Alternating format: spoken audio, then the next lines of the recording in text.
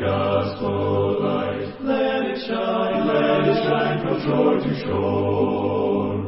Send the light, and let its radiant beams light the world forevermore, forevermore. Let us not grow weary in the work of love. Send the light, send the light. Let us gather jewels for our crown above. Send the light, send the light, send the light. We will spread the everlasting light with the wind, looking with heart and hand, giving God glory evermore. We will follow His command. Send the light, the blessed gospel light. Let it shine from shore to shore. Send the light, and let its radiant beams light the world forevermore, forevermore.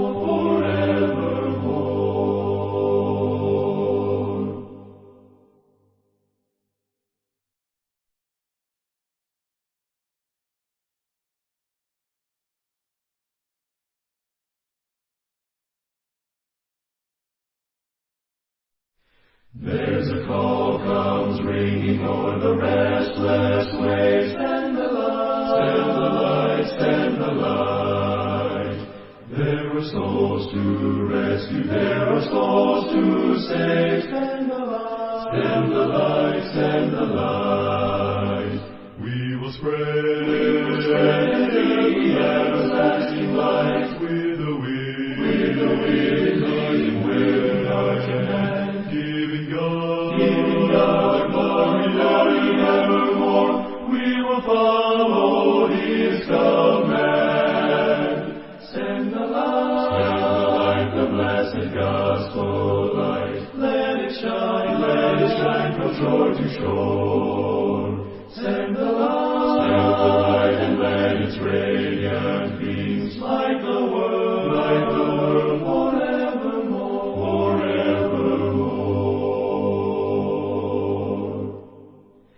Let us not grow weary in the work of love. Send the light, send the light. Let us gather jewels for our crown above. Send the light, send the light. We will spread the everlasting light with the wind, looking with heart and hand, giving God glory evermore. We will follow His command. Good morning. It's good to see everybody here today. I just heard of another case of a stomach bug. And then Ashley said it's making its way around. I said, no. And that, that's really going to stop it, right? Just stop it. Okay. All right. Well, this is a big week in the life of the church. Oh boy, I tell you what, we're going to have things starting to come in this week. If you want to come up and help sort all the stuff that's coming in, and we'll get it into different boxes, you're welcome to come. If you can't, that's all right. We'll get it done. But if you're bored and you're just like, man, I want to go hang out at the church building and do some stuff, then come on up. We'll put you to work. We got lots of stuff to do. Caden came back yesterday. We went and picked him up in Grand Saline. He went out with Jesse Stewart and a bunch of people from all over Texas to the city of Coleman. The Bangs congregation is where Michael Light preaches. It's just outside of Brownwood to the west on the way to Abilene. And there's a little bitty dot in the road there, about 1,200, maybe 800 people that live there. Santa Ana. How many of y'all know where Santa Ana is? Yeah, I know you would, Ash. You've been there 100 times. And then the next town is Coleman. And you kind of skirt it if you're going to take 67 and just go on into San Angelo. And I'd say, man, Coleman's probably about 10,000 maybe. And but anyway, I asked him, how many contacts did you make from this door knocking? Friends, between Santa Ana and Coleman, they made 30 solid, not just 30 contacts, 30 solid contacts. They got contacts. They have names, addresses, phone numbers. They have had personal connection. They are going to follow up and stay in contact with these people. And some of them are former members of the church that have fallen away. So I just want to let you know that it still works. It does good. Now, they didn't just go out and door knock. They went out to make friends and to make contacts, and they went out with the purpose of trying to help them in the moment. How can we help you? They had food. They had ladies at the church fixing food. They boxed up food. They delivered food. They had the Meals on Wheels. They had a meal at the church building they invited the community to, kind of a get-to-know-you thing as a precursor or some kind of pre-gospel meeting fellowship. These things are being done, and with a great deal of success, I might add. I have made the announcement before. I'm going to make it again today. You're probably going to get sick of hearing it. Jesse Stewart and Raul Ferris are both graduates of Southwest in Austin. Their mission work is to work with churches a year at a time. They go and they work with a local congregation. Right now they're in Fruitvale, which is an hour and 15 minutes from us. No matter which way you go, it's still an hour and 15 minutes to get to Fruitvale. But here's the thing. While they're here, they have invited any one of us that want to come during the week. If we want to build our congregational arsenal, if we want to build our church up in the area of door-knocking evangelism, this is of course, a lot of people think, it does no good, or it doesn't do enough good to really warrant the amount of time that's being put into it. What they're doing is sort of turning those numbers around. And to believe it, or to see it is to believe it. To get involved in it, to learn it, is something else. And I can show you and take you over there easier than I can implement it, because there's so many moving parts, there's so many different things that need to be done when you're going to be doing that. There's things to do and things you don't do out in public in the door knocking. And so have to learn these things, and the best way to learn it is to get people who do it professionally all the time, people who have learned this aspect of Christian ministry. I'm just telling you, I've been there. Caden came back. He's on fire. 30 contacts. He went out door knocking with a guy by the name of Doc Hall. It's Charles Hall. You remember Charles? Well, we knew we had Caddy. Well, his son and daughter-in-law were going to college out there in San Angelo when we were preaching there. And, of course, I was, at that congregation, the preacher. I was the associate preacher. I was the youth minister. I was the church secretary and the college campus minister. Wore all the hats. And then it wore all me out. So, and that's why we moved here, so we could get a break. Anyway, but over there, I would say that some of our greatest helpers in the church were Charles Hall's son, Caleb, and then his girlfriend, which became his wife, Caddy, who basically came in and robbed all of our kids and took them out all the time so we could get a break. So it was kind of fun, and it was interesting for Caden to be door-knocking partners with Charles Hall. And so I'm just afraid now we've got a lot of explaining to do, because probably he told a lot of stories and things about me and all that. Anyway, I don't know why I'm worried about it, but I am. Anyway. If you would take a hymnal, 31, in your book, in your hymnals, I just want you to look at the words. So we've got the guys. We've got 4 or 5 guys from the Angelina Church in Lufkin who will be here Wednesday night. They won't be here in time for Bible class because they're leaving at 5 o'clock down there, but they will be here at 8 o'clock in time to help us load the stuff that's coming in this week. So the problem is we don't know how much stuff is going to come in. I don't know if it's going to be a lot or a little or just what, but they'll be here to help us load it. And then 2 of the guys are supposed to spend the night at my house, and 2 are supposed to spend the night at Watley's, but I guess we may try to rehome them if y'all not feeling better. We'll just see. But if there's another Christian home here that wants to host 2 more 2 more Christian men that are going to help take this load to Johnson City, Tennessee, let me know. We need another guest house in the event that Jeff doesn't feel better. And then Thursday, I got to go to Dallas and pick up Scott Laird from the airport. So he'll be coming into town, and so he'll be staying with the Hayneses. That'll be great. Y'all are going to give him a education in Texas country living. He probably already has it. He has Montana country living under his belt now. We get Texas under his belt. Didn't he live in the country out in Montana?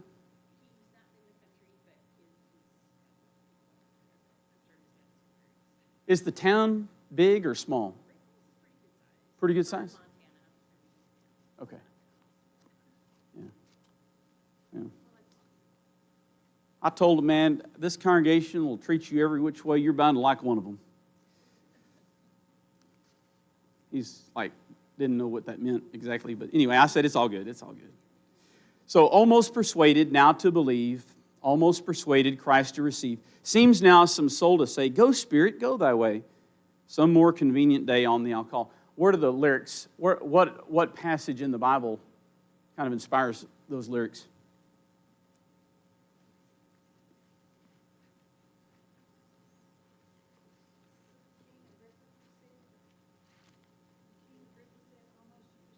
Yeah, King Agrippa says that. What about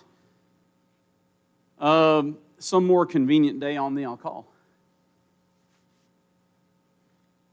Who said that? Or something very much like that.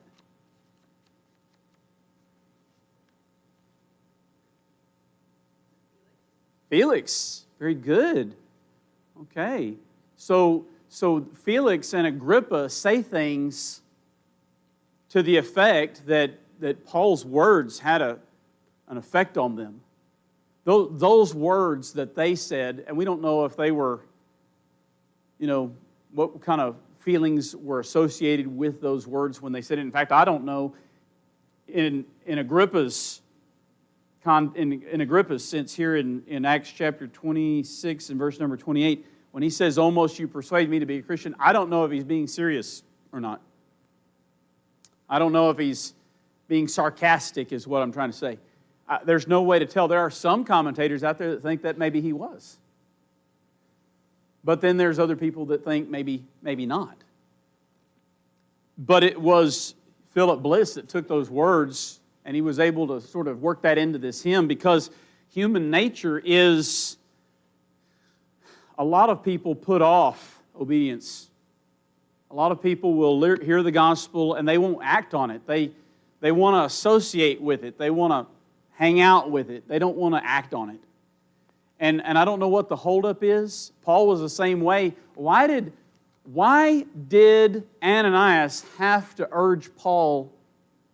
Why did he say, what are you waiting for? Arise and be baptized and wash away thy sins, calling upon the name of the Lord. Why do you have to tell him that? I don't know. Because all I know is that people sometimes, they just need to be pushed into, they need a nudge, here, come on. Guided, nudged, motivated, helped. I don't know what word you want to use to describe it, but that is exactly the case. I can tell you from my own personal experience in my conversion, I delayed obedience to the gospel for no other reason than that there were a lot of people. Isn't that ironic? I love being in front of people now. Like I'm a ham. I'm totally a ham. I wasn't then. I know it's so strange. That's why I tell people that started to, like, hey, you want to do one of those devotionals? No, I don't get up in front of people. I know I was right where you were. I mean, you can do this. No. Yeah, you can. Have you ever had to have like knee replacement surgery because your knees knocked so hard they broke? That was me. I mean, so nervous. And what was even more strange about this whole thing is that there is not a pulpit that I stand behind that I'm not confident when I preach, except for one. One pulpit that even to this day still makes me nervous. It's like going back and tapping into some psychological thing I don't know what it is. It's a trigger or something. I don't know how it all works. But I can go back to my home congregation of Beeville, Texas, and stand behind that pulpit, and I feel the exact same time as when I first got up. Isn't that strange? But that fear of all those people. Now, what was so strange about that is that I think it was Wednesday night, and the church building had cleared. Nobody had cell phones in 92. And this is what makes it even more amazing, is because Joe took me to there's a room off the side of the baptistry there, kind of a changing area, and it's multi-purpose in the Church of Christ. It's a changing room and it's the communion prep room. It's always the same in every church. So that's what we're doing. We're sitting there, and he's talking to me about everything that we've studied up to that point. He wants to make sure that I know what I'm doing. But see, I'm the guy that I'd left that assembly. I was already out fixing to get in my truck when Joe comes out to me, puts his arm around me, and he says, "Chris, I know you know what to do to be saved. I know you know that you need to obey the gospel. What is keeping you from doing it?" And I'm like, I don't know. Maybe all those people in there. I mean, I was thinking, I didn't actually say it because that would have been like, I'm not a wimp. Okay? But I was, right? So, I'm not afraid of all these people. Well, all those people had left, but by the time I went up the steps and came down in the back, I'm hearing a congregation full of singing going on. They had gotten the word out, called every member of the church. I think they all just drove back in that congregation. All the lights were back on, and people were in there singing hymns. It was everything that I was afraid of was still there. So it didn't do me much good to put it off because of that. There wasn't getting around it. It was unget-aroundable. So there was a lot of people almost persuaded now to believe. Almost persuaded. You've just about persuaded me. Isn't that interesting that there's some kind of degrees of this? Like, I absolutely don't believe what you're saying. Oh, you know what? I hear what you're saying. The jury's still out on that. I'm going to have to study a little bit. And then, you know what? I think what you're saying has got some validity. I'm really thinking about what you're talking about. You've really got me to thinking today. You can get so close to surrendering to Jesus, and then look, seems now some soul to say, "Go, Spirit, go thy way." Instead of telling the messenger, really what they're telling it to the Holy Spirit is, "Hey, don't convict my heart right now. Convict me later. This is not convenient." Almost persuaded, come today. Almost persuaded, turn not away. Jesus invites you here. Angels are lingering near. Prayers rise from hearts so dear. Oh, wondrous come. Look, there isn't a person in the army of Christ that doesn't want you to come to the Lord, is what he's saying. And he's saying, you're the only one standing in the way. Almost persuaded, harvest is past. Now that's the judgment day, okay? Judgment day gets you. Jesus Christ is going to come one day. The harvest will be past. Doom comes at last. Almost is not going to help you in the judgment day. It cannot avail. It's almost is but to fail. Sad that bitter wail. That is the reality of people who don't act in obedience to the gospel. They don't surrender to the Lord. That's lost. So, here in Acts chapter 26, now as Paul made his defense, Festus said with a loud voice, "Paul, you're beside yourself. Much learning has made you mad." He said, I'm not mad. I'm not crazy, most noble Felix, but speak the words of truth and reason. For the king before whom I speak freely knows these things. You know these things. These things that I'm talking about, you already know them.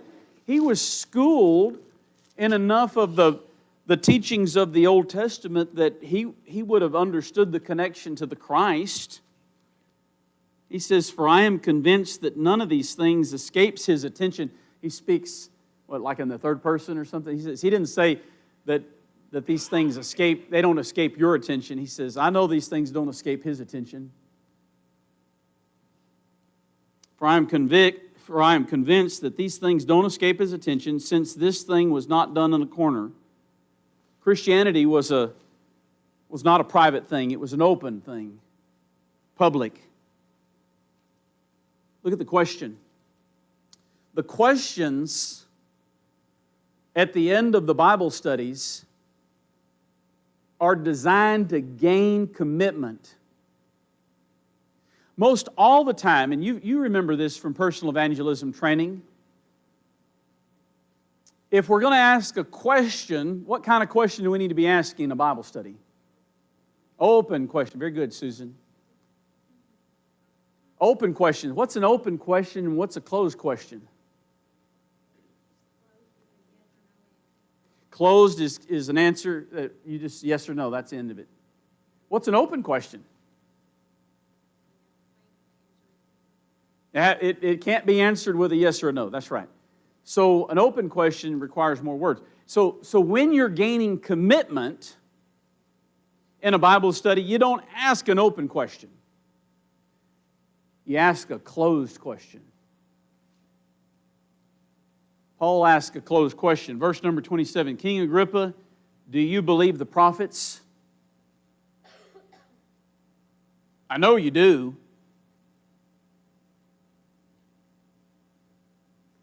I know you do. Are you going to commit? Are you going to verbally commit to it? Because what's going to happen if he verbally commits?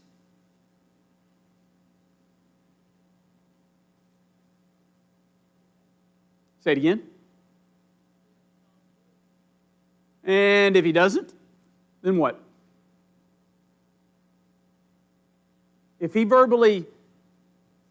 mentally commits, but doesn't verbally commit, he doesn't feel responsible. But if he verbally commits to this, then he knows he's responsible, and if he doesn't do it, he's a judge against himself. You see, people do this all the time. They won't answer. This is what the Jews did. Remember regarding the baptism of John? You know, it was a new thing. It wasn't always in the Old Testament. That was a new doctrine that came at the tail end of the Mosaic dispensation. And the Jewish leaders did not buy into it at all. They didn't like it that John was a prophet. They knew that he was. They knew that their people that were their followers believed that he was a prophet. They considered him a prophet. But they themselves did not endorse him. And so, Jesus asked him a question one time. Tell me what your thoughts are about the baptism of John. What is the source of that doctrine? Did that doctrine come down from heaven? Is that a God doctrine that God revealed? Is the source heaven? Or is it a man-made doctrine? Because if it's man-made, why should you do it?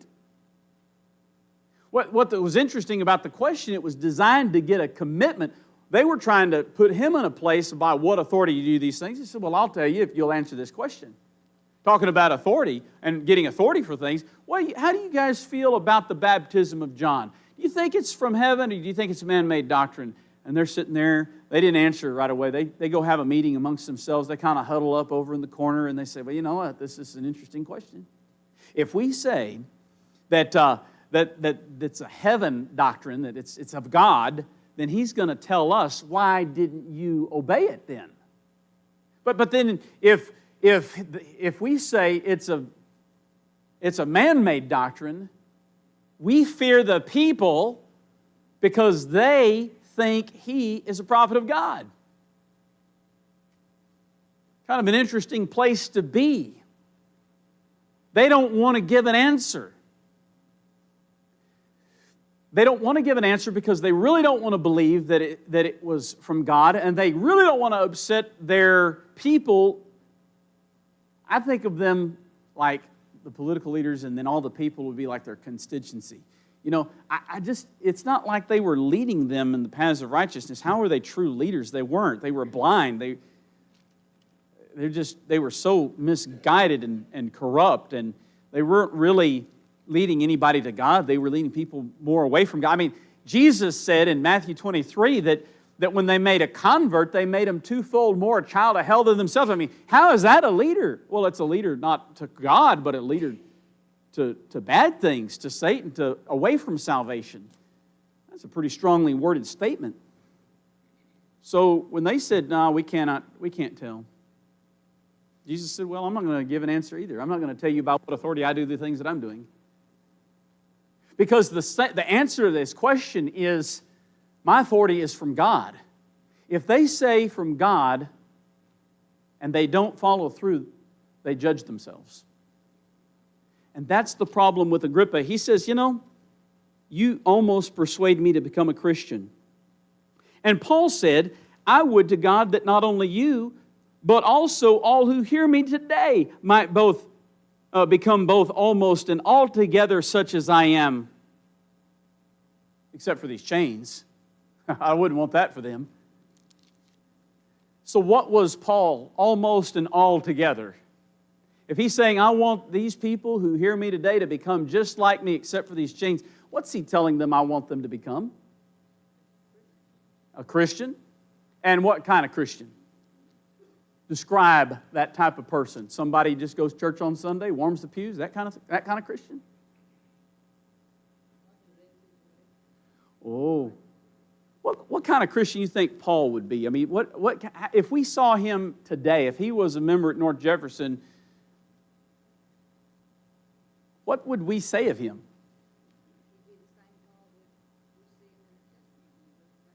Okay.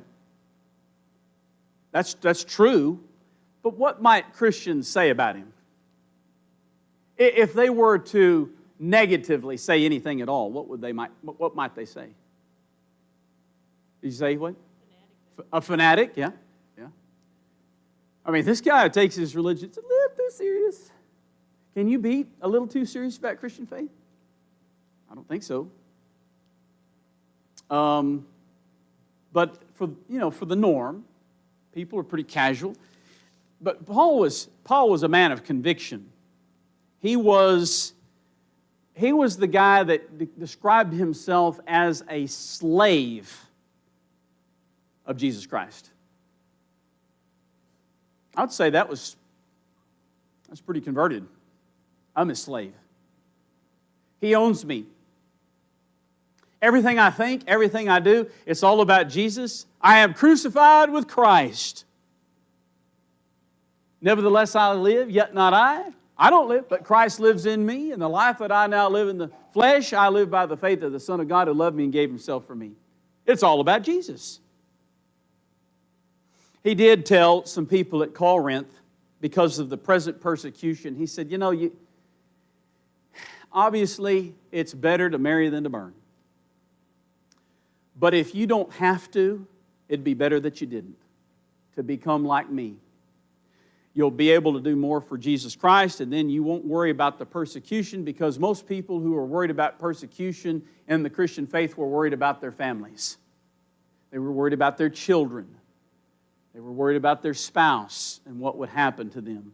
And there were some horrific things that happened to Christian children or Christian families or children of Christians and wives of Christians. Torture the wife and cause the husband to renounce Christ. You think you'd be there, Sean Earl? Do you think that maybe Satan would tempt you to renounce Christ if somebody started torturing your wife to try to get you to renounce Christ? Don't lie. I'm telling you, I think I might be tempted. What about you? Because why? Because we're in the protection mode.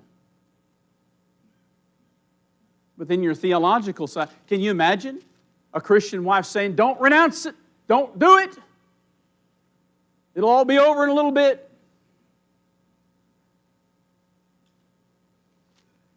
I don't know if that's the conversations they were having or not. I'm just saying that I know that there were people who died in the Old Testament and the New Testament not accepting deliverance so they could hurry up and get to heaven. Isn't that what you read about in your Bible? Hebrews 13, they did not accept deliverance because they were keeping their eye focused on heaven. What is Paul saying? I've been persecuted. I want people to be faithful to the level that I'm faithful. I want people that are listening to my voice today, what Paul says here, I would to God that not only you, but all who hear me today might become both almost and altogether such as I am, except for these chains. He said, I wouldn't wish that on them. Verse 30. When he had said these things, the king stood up, as well as the governor and Bernice, and those who sat with him. I'm going to ask you, when you read the Bible, do you think about things like this? When you read the Scriptures, do you think about all the implications and try to apply it to your own? Try to imagine yourself in the text, in the audience. Try to see Paul talking to you today, right here in the here and now. How bad could things get? I would to God that not only you, but all those who hear me might become like I am. When he said these things, the king stood up, as well as the governor and Bernice and those who sat with him. And when they had gone aside, they talked among themselves, saying, this man is doing nothing deserving of death or chains. They realized it. As corrupt as they were, even they knew that he was innocent. As corrupt as Pontius Pilate was, and history paints an even worse picture of him than the Scriptures do. And even he thought Jesus Christ was innocent. He didn't want to have anything. He tried every which way he could,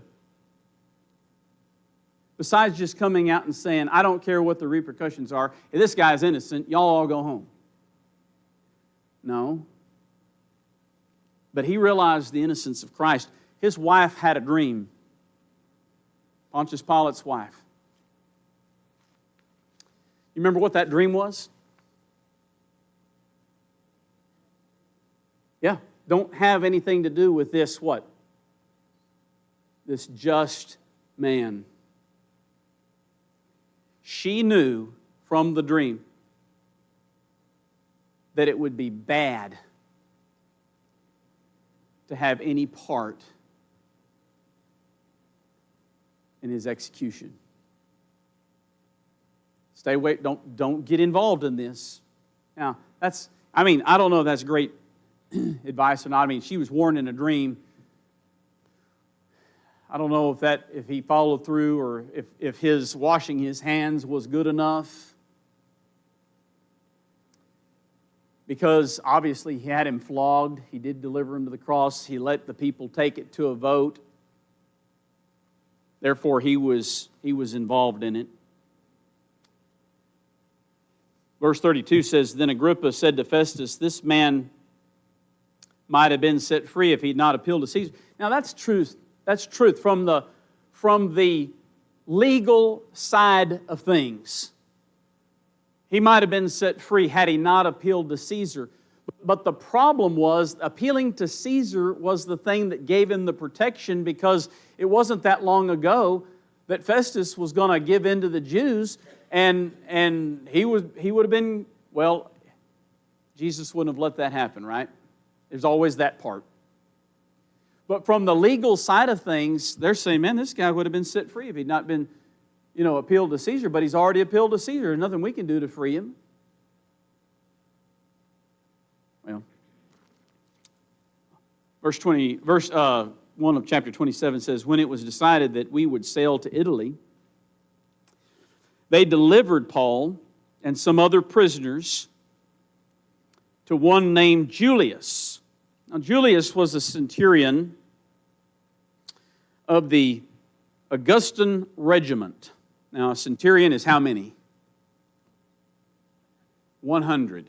So he's the head of 100. And the outfit was called Augustan regiment. And so they entered a ship Adramyttium. I don't know how you pronounce it, but that was the name of that. And so they put it to sea. Now they meant to sail along the coasts or the border of Asia. So if you think about it, where they are in the Mediterranean, they were going to go up and they were going to sail just to the southern coast of Asia, stay close to the coastline. Aristarchus, a Macedonian of Thessalonica, was with us. And the next day we landed at Sidon. What's really interesting, when you get a Bible map and you start following these places, a lot of times they've traced it out for you in the red lines. They can show you what the route was that they took. First, second, third missionary journey, and then trip to Rome. The next day we landed at Sidon, and Julius treated Paul kindly and gave him liberty to go to his friends and receive care. When we had put to sea from Sidon, because the winds were we sailed under the shelter of Cyprus because the winds were contrary. Now, what is Cyprus? Or where is Cyprus? It's an island. So they thought, okay, well, we were going to follow that coastline, but we think the island of Cyprus will be a better windbreaker. You know, that's true. I mean, bodies, trees, bodies of land, mountains, trees and things, they can break the wind down low. There's a street, Steve Corbell and I walk through the country club neighborhood almost every morning, and there is one street, and it was the street that had no trees and for a long time had very few houses on it. And I'm going to tell you what, it was, I think it's like the windiest street in all of Mount Pleasant. Especially on those 30-degree mornings when the cold front's whistling through. Some people wonder, why do I grow a beard? It's not because I know winter is coming, and this thing protects my face. And it makes a difference. I shaved a little too early this last spring, and boy, we had a late cold front, and my face was all exposed, and I thought, man, it was numb when we got done. The winds were so bad, and so this island was going to protect them from that. That was what they were thinking. Verse 5 says, and when we had sailed over the sea which is off Cilicia and Pamphylia, we came to Myra, a city of Lycia. Then the centurion found an Alexandrian ship sailing to Italy, and he put us on that ship. And we had sailed slowly many days. Now, I don't know how long this trip took, but if you'll calculate where they went, and when you think about how long it takes to get there and how many days, and you start counting this thing up, this is a long journey to Rome, filled with a lot of conversations and a lot of evangelism and a lot of fear. There's a lot of scared people. The weather's not doing great. They've decided to go to Rome, and winter is upon them, and this is not a great time for them to be traveling on the sea. Verse number 7, when we'd sailed slowly many days and arrived with difficulty off Cnidus, the wind not permitting us to proceed, we sailed under the shelter of Crete off Salmone. Now, what's Crete? Another island. They're not getting very far, are they? They're not traveling very far. They're not getting over there yet. I wonder why they were so delayed by the weather. I mean, if you believe in God and you believe in the timing of God and why things sometimes don't progress or happen faster, I always think in terms of, well, this is God's providence, perhaps. It's better the way that it works out. The way that it works out is ultimately going to be better than than if we had gotten our way with our own plans. How many of you feel that way, that God's diversions are better than your plans? You always feel that way? Or do you have to kind of remind yourself in the moment? I kind of have to remind myself too, right? So, but I think we're getting better at that, kind of remembering, it's okay. Maybe this is for the best. Okay, so then verse number 8, passing it with difficulty, we came to a place called Fair Havens near the city of Lasea. Now when much time. We already had many days, now we have much time had been spent, and sailing was now dangerous because the fast was already over. That's just talking about the time of the year. It's getting into wintertime. Paul advised them, saying, men, I perceive that this voyage will end with disaster and much loss, not only of the cargo in the ship, but also our lives. And that's my perception. I perceive this is not good. Nevertheless, the centurion was more persuaded by the helmsman and the owner of the ship.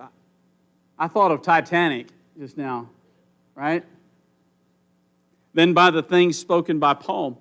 And because the harbor was not suitable to winter in, the majority advised to set sail from there also. Let's just go. Staying here is no good. Let's just keep moving. If by any means they could reach Phoenix, a harbor of Crete, opening towards the southwest and northwest, and winter there. So we'll just get over to the island of Crete, to the city of Phoenix, we'll be okay. It's not really all that far if we just get over there. Well, when the south wind blew softly, supposing that they had obtained their desire, in other words, wow, looks like our plan's working out. Look, this south wind is cooperating with us. If they have a south wind, they're trying to get to where they're going. This is going to be great.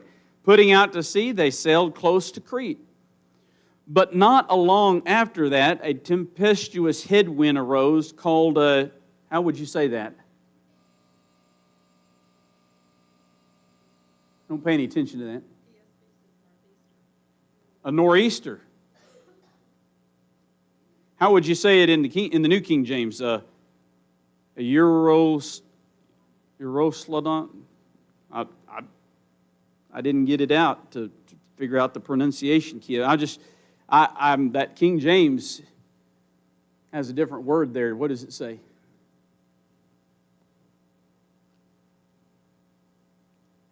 Does anybody have a King James on verse number 14? Still, that's the way it is in the King James? That's the New King James.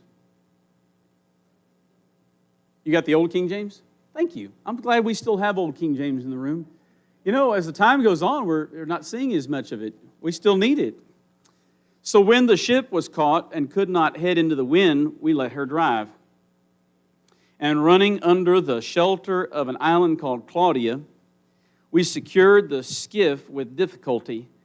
When they had taken it on board, they used cables to undergird the ship, and fearing lest they should run aground on Syrtis sands, they struck sail and so were driven. And because we were exceedingly tempest-tossed, the next day they lighted the ship. Well, how do you do that? You got to throw the cargo off. On the third day, we threw the ship's tackle overboard with our own hands. Now, when neither sun nor stars appeared for many days, why would they not appear for many days? Stormy or cloudy weather, and no small tempest beat on us. All hope that we would be saved was finally given up. Okay, the bell's going to ring. What I need you to hold on to this next week is this. Here's Paul, the Christian, who's already been warned or already been comforted by Christ, saying, you're going to go to Rome. You're going to go to Rome. He already knows that no harm is going to come to him, that he's going to Rome. But there's the practical side of actually surviving this storm and the shipwreck that'll be coming up in the next couple of chapters. And the question is for us, can we take comfort and joy when everybody else around us doesn't feel it? Is it okay to be calm and cool and collected and have faith in God? Because if you do,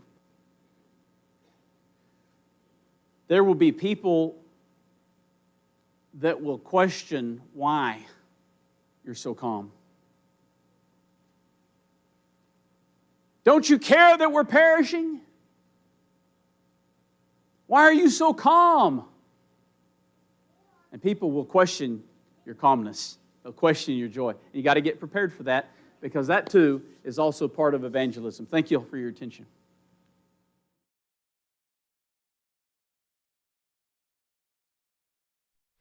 There's a call comes ringing o'er the restless waves. Stand the light, stand the light, stand the light.